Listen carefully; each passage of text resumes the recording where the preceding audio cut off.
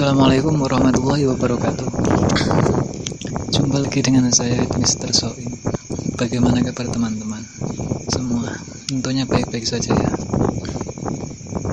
Baiklah, pada kesempatan kali ini saya ingin mengajak teman-teman untuk berpartisipasi. Nyimaklah video ini hingga selesai ya teman. Tetapi jika sedang sibuk, silahkan ditinggal saja. Mungkin ada hal-hal yang lebih penting. Jadi saya tidak bermaksud mengalihkan perhatian teman-teman. Saya hanya ingin mengungkapkan sebuah rasa, ya, berbagi rasa, bagi pemikiran.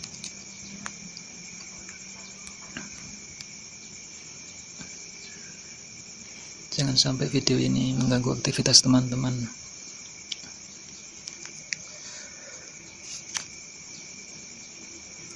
Baiklah teman, di era yang serba digital sekarang ini memang banyak pekerjaan yang dapat dihandle hanya dengan satu tindakan, misalnya pesan online,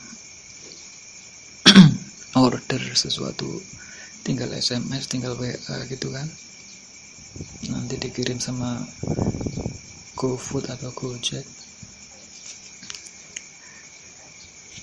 Nah, kemudahan seperti itu kan sangat berbeda jauh kalau dibandingkan dengan kondisi dulu kawan, 10 tahun, 20 tahunan yang lalu lah. Nah, dari kebaikan-kebaikan seperti ini apakah terjadi secara kebetulan atau tidak ya? Tentunya tidak teman. Jadi sejak dulu itu sudah banyak para pakar, insinyur, para pakar teknologi yang mencanangkan hal ini ya. Tentunya mereka sejak dulu sudah memikirkan hal-hal canggih seperti sekarang ini. Mengupayakan segala mengenali, dan itu tidak mudah kan? Tetapi pada akhirnya mereka menemukan formulasi baru, menemukan sebuah kecanggihan yang berupa software, berupa script atau apapun namanya itu ya, saya kurang terlalu paham. Sehingga di zaman Android sekarang ini, Android, iOS atau Java, dulu Java, sekarang sudah Android. Nah, penemuan sifatnya teknologi seperti ini sejak dulu kawan, sejak dulu. Nah, kita menikmatinya ya, alhamdulillah. Di zaman kita sudah ada HP ya kan. Zaman dulu itu ngobrol aja kirim surat menunggu 1 bulan dibalas lagi, dan seperti itu.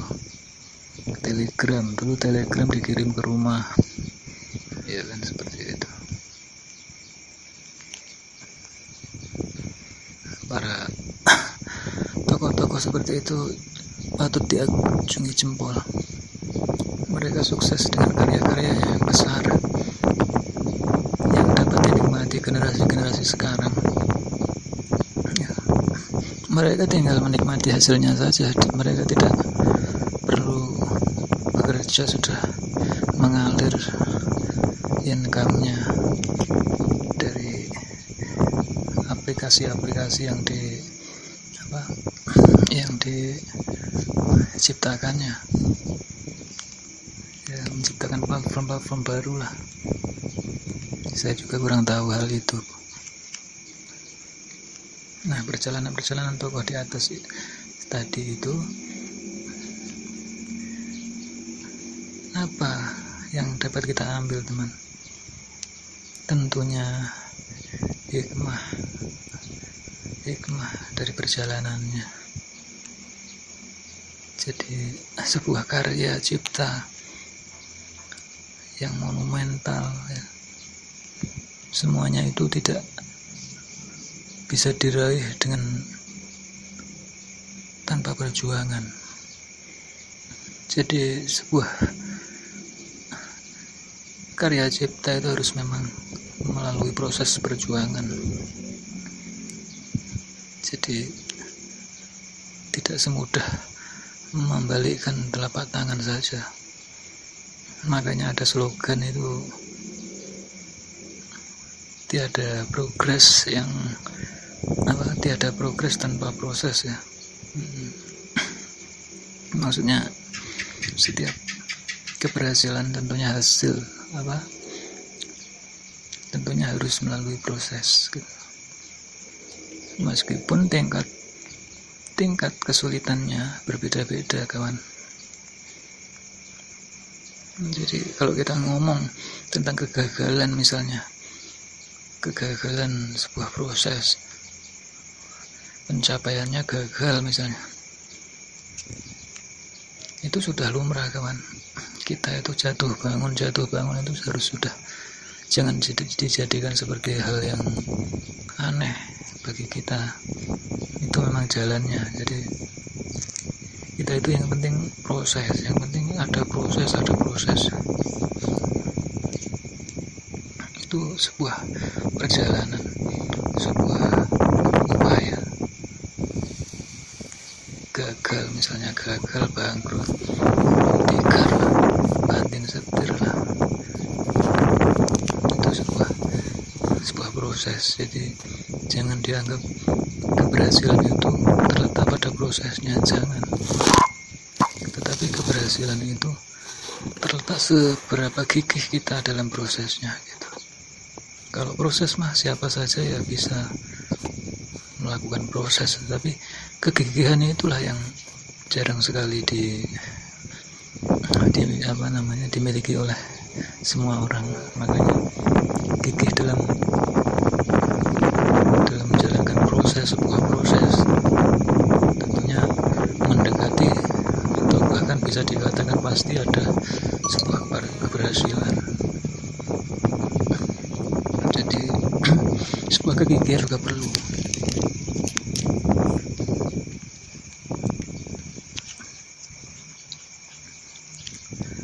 Jadi kegigihan itu juga bisa dimaknai kesungguhan. Percayalah, kawan, mungkin kita pernah gagal, mungkin pernah terkendala, tapi selama mimpi itu sebuah kebaikan, sebuah yang mengarah pada kemanfaatan,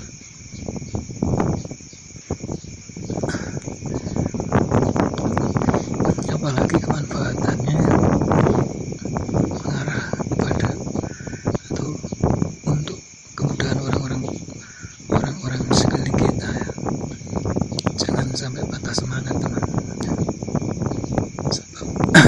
Sebab hal itu bisa jadi sebagai ladang amal baik kita. Jadi semasa kita masih muda, masih berkarya, masih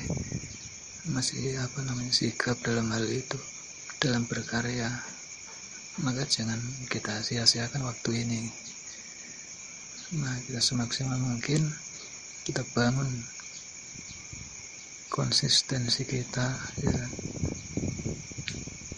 Kita manfaatkan waktu sebaik-baiknya mumpung masih muda. Jadi yang tua pun juga sebenarnya iri kepada orang yang masih muda, masih banyak kesempatan. Nah, kita yang masih muda ini ya justru lebih menyadari banyaknya peluang bagi kita untuk berkarya. Masa muda adalah masa keemasan untuk berkarya, untuk beramal. Pokoknya berkarya ya, beramal baik. Sebab di dunia ini hanya dua faktor, setidaknya dua faktor. Sederhananya kawan ya, yakni faktor iman dan amal. Nah, keduanya itu kan saling melengkapi. Jadi nggak bisa diambil salah satu, nggak bisa. Tetapi kita itu di dunia ya beriman dan beramal baik. Itulah bekal kita nanti untuk di hari yang selamanya. Misal saja kita iman tanpa amal, ya bohong ya. Jadi keimanan itu tidak terwujud dengan nyata namanya. Jadi cuman omdu istilahnya. Begitu juga sebaliknya. Misalnya kita beramal doang atau mengerjakan sholat doang misalnya, tapi tanpa ada dasar iman di hatinya, ya sama aja pura-pura gitu. Di hatinya aja enggak sholat gitu kan. Itu analoginya begitu. Jadi karya apapun atau pencapaian mimpi apapun yang karya-karyanya itu membawa kemanfaatan kepada orang banyak, kepada kita sendiri, maka sudah seharusnya kita jalankan dengan gigih, dengan penuh konsistensi, dengan komitmen, dan semaksimal mungkin, insya Allah keberhasilan akan datang pada kita, kawan. Jadi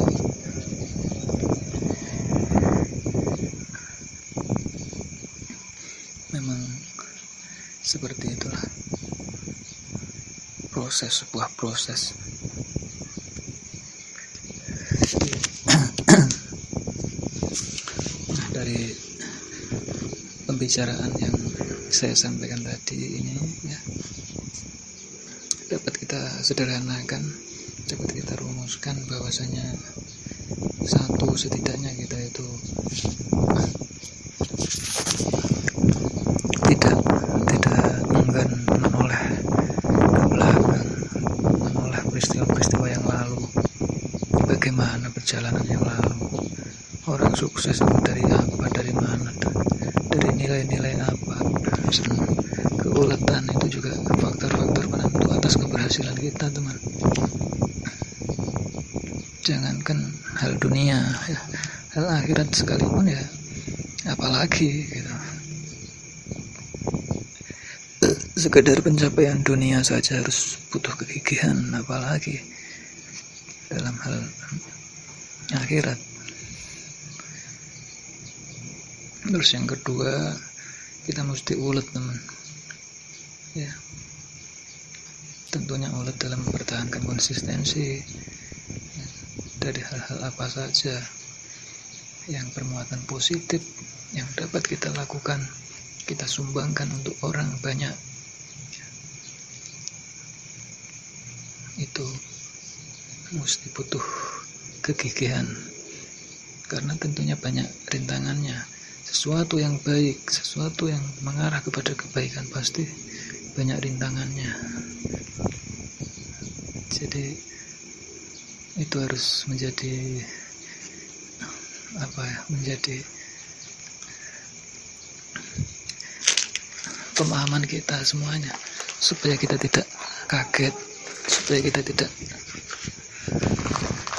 tidak takut menghadapi gelombang-gelombang yang sifatnya belum jelas. Tetapi rumusnya adalah setiap kita menuju kepada kebaikan pasti ada rintangan-rintangan. Jadi ada istilah manjada wajada, itu juga sebuah motivasi bagi kita untuk tidak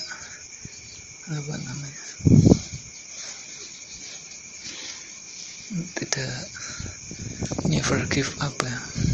never give up.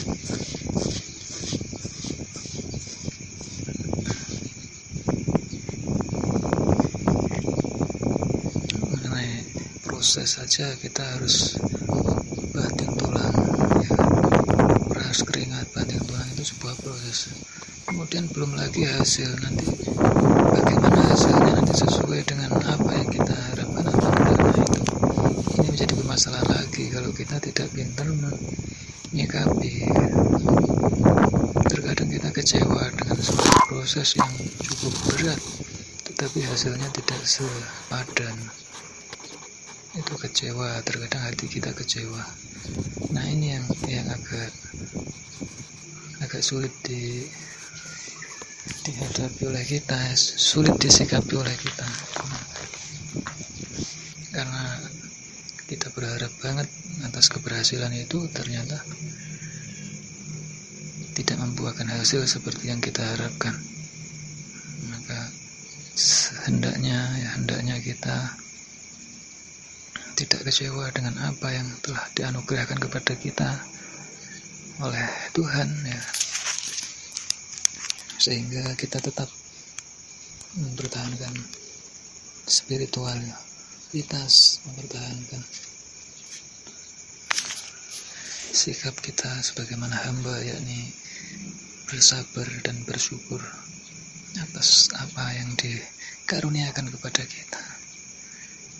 Apakah sedikit atau banyak itu tidak menjadi ukuran, tetapi syukur kita yang menjadikan kita tetap bertahan dalam kebaikan. Jadi yakinlah juangmu disaksikan oleh Tuhan. Allah Maha mengetahui, Maha bijaksana. Segala apa yang diberikan kepada kita semuanya sudah dihitungkan dengan matang, karena Allah Maha teliti, Allah Maha luas, Maha bijaksana, Maha segala-galanya, yang baik-baik, yang kuasa-kuasa, ya. Baik, cukup sekian dulu teman.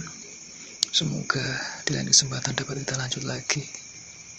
Kita sama-sama berupaya menebar kebaikan saja sebisa-bisanya, sebab sebagus-bagus manusia adalah yang bermanfaat bagi manusia lainnya, ya. Jadi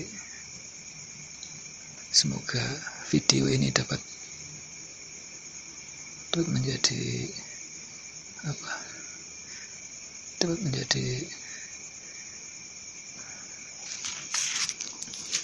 sebuah wacana untuk kita ke depan.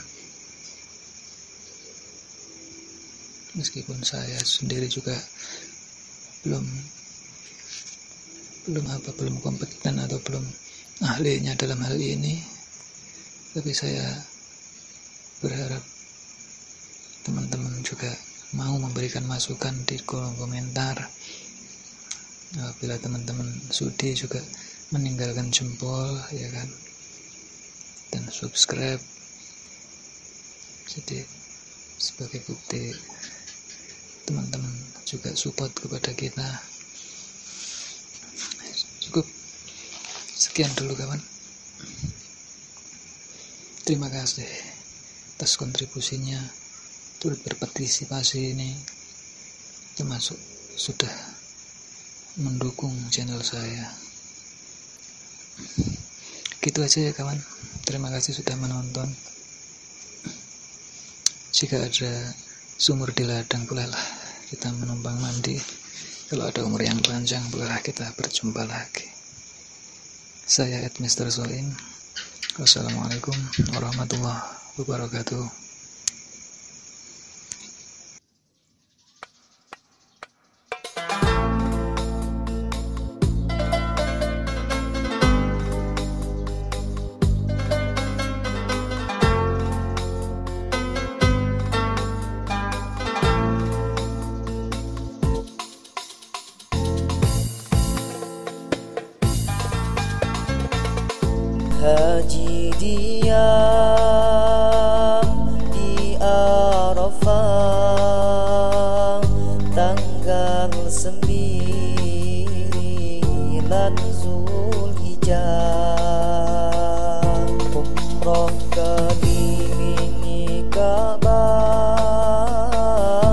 dan berjalan Safa Marwah.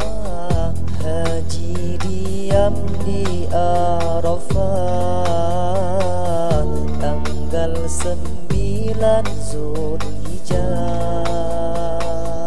Haji diam di Arafah tanggal 9 Zulhijjah.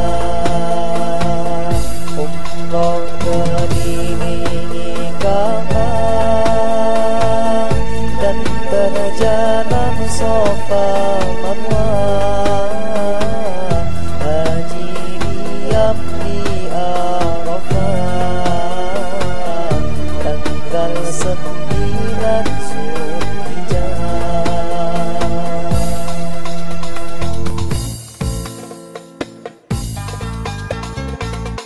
Murnikanlah karena Allah, bukan karena manusia. Murnikanlah karena Allah, bukan karena manusia atau gelar dan panggilan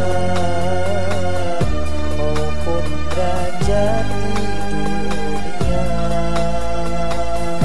Haji diam di Arafah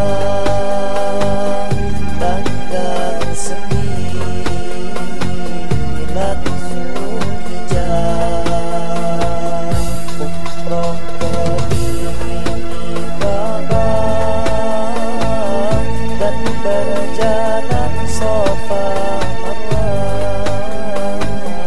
Haji diam di Arafah tanggal 9 Zulhijjah.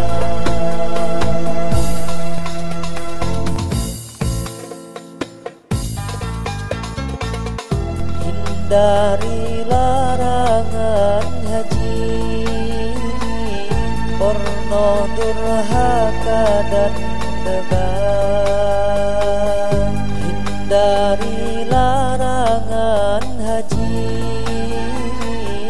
porno, durhaka dan debat. Tinggalkanlah selamanya demi surga yang selamanya. Haji diam di Arafah tanggal 9 Zulhijjah. Umroh kelilingi Ka'bah dan berjalan Safa Marwah. Haji diam di Arafah tanggal 9 Zulhijjah.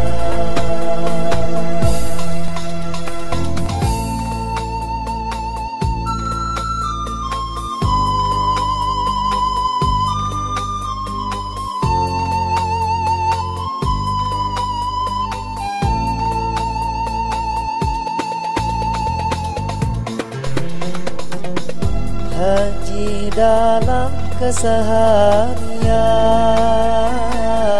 diam di hati ingat Allah. Haji dalam keseharian, diam di hati ingat Allah. Juga mencontoh Ibrahim dan Hajar yang selalu taat. Haji diam